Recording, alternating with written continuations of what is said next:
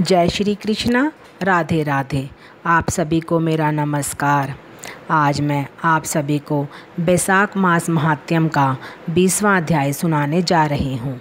मैथिल बोले, इस बैसाख की कौन कौन सी तिथियाँ अत्यंत पुण्यकारक है, क्या क्या दान विशेष रूप से उत्तम है और संसार में इन्हें किसने प्रख्यात किया, यह सब बताइए। यह सुन शुक्रदेव जी कहने लगे, बैसाख में मेष के सूर्य की 30 तिथियाँ बड़ी उत्तम हैं, जिनमें दान करने से कोटि गुना फल होता है।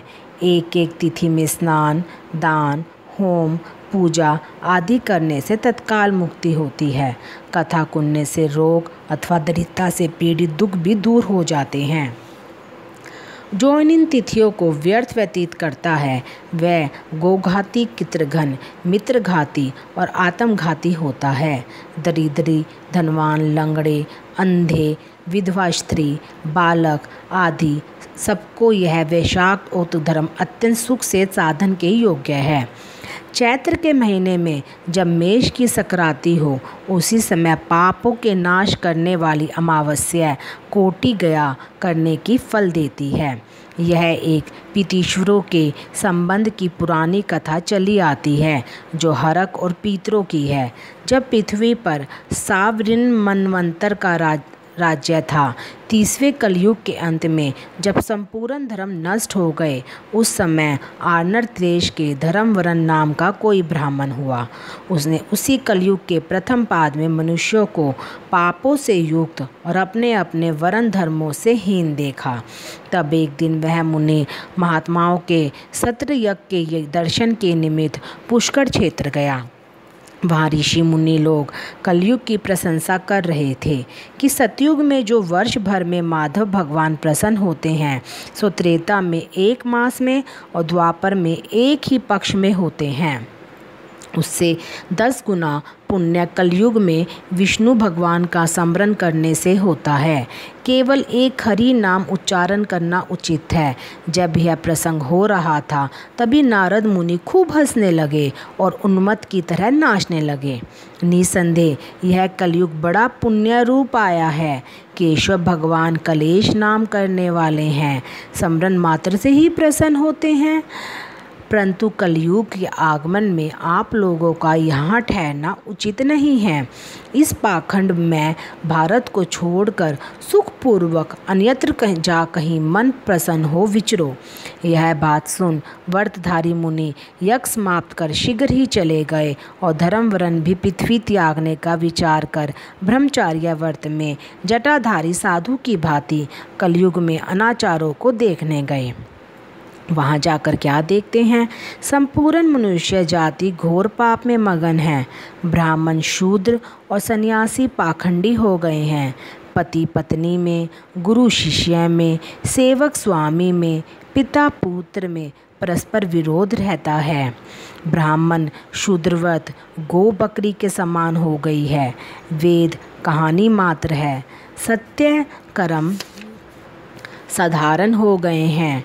देवताओं की जगह भूत प्रेत आदि की पूजा होती है। अधम और नीच पूज्य हो गए हैं। इस कलयुग में भ्राता भगनी से, पिता पुत्री से संगम करते हैं। साधु महात्माओं का अपमान होता है, पापियों का सत्कार होता है, इत्यादि घोर दुराचार हो रहा है। यह सब देखते देखते वरण धर्म आश्चर्य युक्त हो पितरलोक को गया। वहाँ पितृगणों को बड़े भयंकर दुखों तथा अंधकूपों में पड़े हुए त्राही त्राही करते देखा, जहाँ किसी प्रकार का सहारा नहीं है।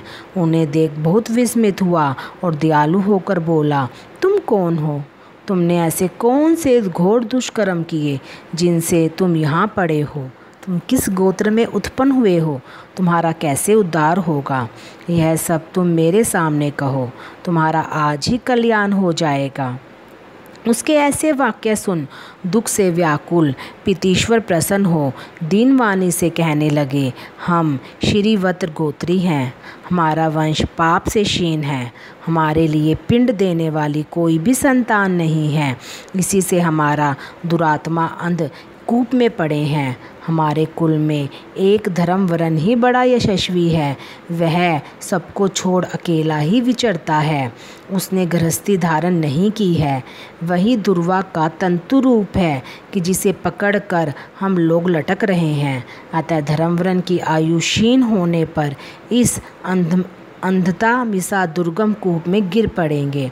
इससे हे तात, तुम पृथ्वी पर जाकर धर्मवरन को समझाओ कि तेरे पितीश्वर दुख से पीड़ित केवल तेरे एक दूब के सहारे लटक रहे हैं।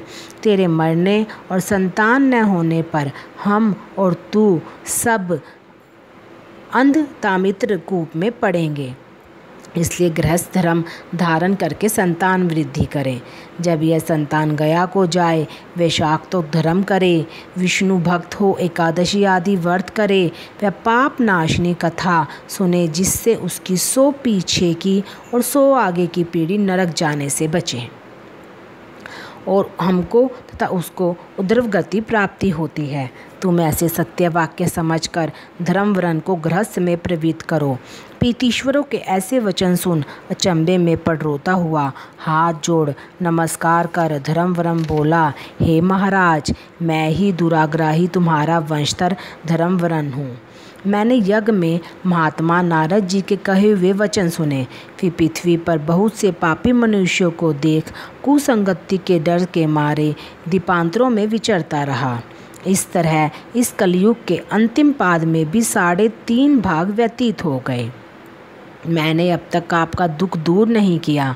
मैं अब आपकी आज्ञा का पालन देव, ऋषि, पीतीश्वरों को तर्पण, पूजा आदि करते हुए करूँगा और ऐसा आशीर्वाद मांगा कि संसारी कर्तव्य करने पर भी कलयुग की बाधा ना हो।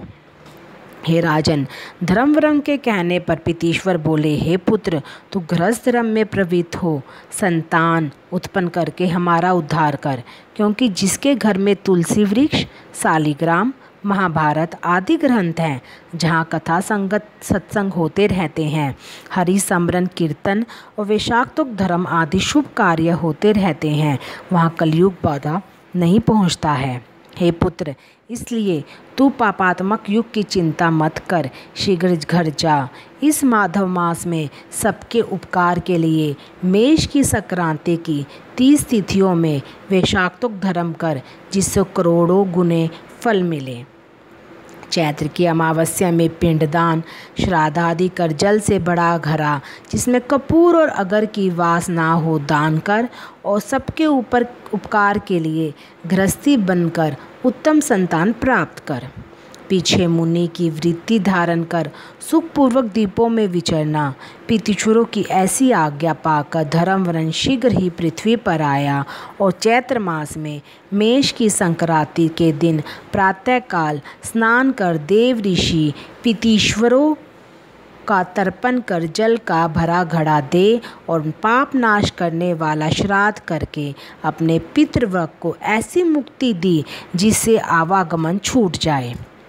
फिर विवाह किया, जिससे सुंदर संतान हुई और संसार में इस पाप नाशनी तिथि को प्रख्यात कर स्वयं प्रसन्न हो गंधमादन पर गया। इसलिए यह मधुमास की अमावस्या भी शुभ है। इसके समान संसार में कोई तिथि न देखी है न सुनी है।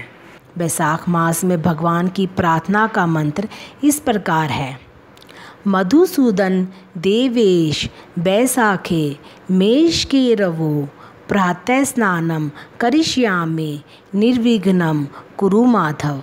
इसका अर्थ है, हे मधुसूदन, हे देवेश्वर माधव, मैं मेष राशि में सूर्य के स्थित होने पर बैसाख मास में प्रातः स्नान करूँगा। आप इसे निर्विघ्न पूर्ण कीजिए। तत्पश्चात निम्नलिखित मंत्र से अर्घ्य प्रदान करना चाहिए। बैसाखी मेषगे भानो प्रातः स्नान प्रायणः अर्घ्य ते हम प्रदास्यामि गृहान मधुसूदन।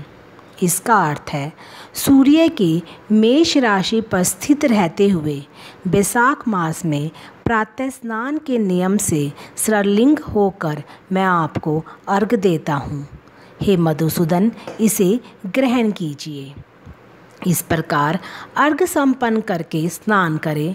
फिर वस्त्रों को पहनकर संध्या तर्पण आदि सब कर्मों को पूरा करके बैसाख मास में विकसित होने वाले पुष्पों से भगवान विष्णु की पूजा करें। उसके बाद बैसाख मास के महात्म्य को सूचित करने वाली भगवान विष्णु की कथा सुनें। ऐसा करने से कोटि जन्मों के पापों से मुक्त होकर मनुष्य मोक्ष को प्राप्त होता है। यह शरीर अपने अधीन है, जल भी अपने अधीन ही है, साथ ही अपनी जीवा भी अपने वश में है। अतः इस स्वाधीन शरीर से स्वाधीन जल में स्नान करके स्वाधीन जीवा से हरि इन 2 अक्षरों का उच्चारण करें। जो बैसाख मास में तुलसी दल से भगवान विष्णु की पूजा करता है वह विष्णु की साज्य मुक्ति को पाता है। अतः अनेक प्रकार के भक्ति मार्ग से तथा भांति भांति के व्रतों द्वारा भगवान विष्णु की सेवा तथा उनके सगुण का या निर्गुण स्वरूप का अनन्य चित्त से ध्यान करना चाहिए। धन्यवाद।